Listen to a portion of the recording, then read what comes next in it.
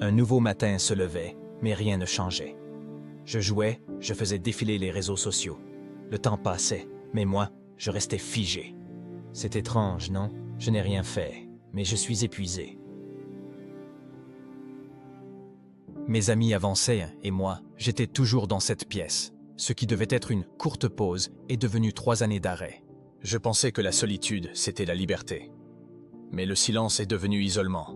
Et ce que j'ai appris à tolérer, c'était la solitude. M'a-t-on oublié? Ou est-ce moi qui ai disparu en premier?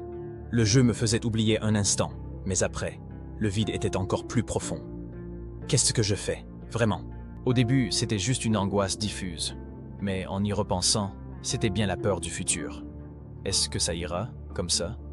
Je me le demandais souvent. Je n'ai rien fait, mais je suis fatigué. La dépression, ce n'était plus celle des autres.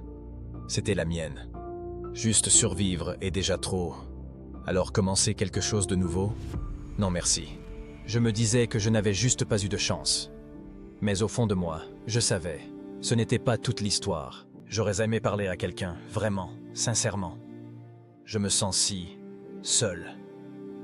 Avant de m'endormir, ces mots me sont échappés sans que je m'en rende compte. Pour la première fois, j'ai écrit ce que je ressentais.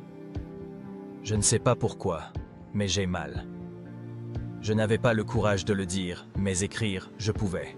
J'ai entendu une histoire similaire. Moi aussi, je suis passé par là. Cette phrase m'a retenu de sombrer. Sans raison, j'ai été submergé. Pourquoi je me sens comme ça, d'un coup?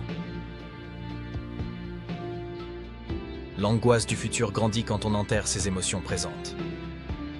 Cette phrase m'a réveillé. Je survivais au futur comme une punition, en sacrifiant mon présent.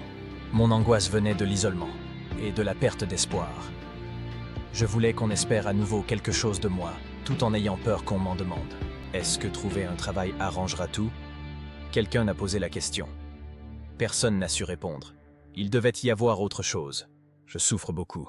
En disant ces mots, mon cœur s'est un peu desserré. Je ne pensais pas que ce serait si dur de le dire.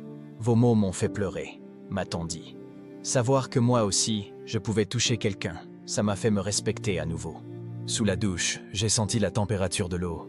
Et dans mon café du matin, j'ai perçu l'arôme.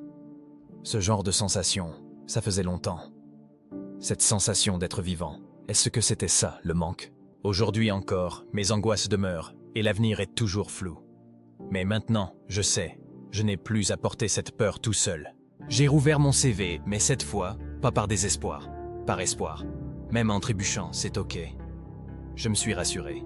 Ce matin, en voyant les gens, je me suis dit, c'est ça, la vraie connexion humaine. Et soudain, le soleil m'a semblé plus chaud. La sincérité est se protéger, l'empathie se propage, Hamchi dialogue.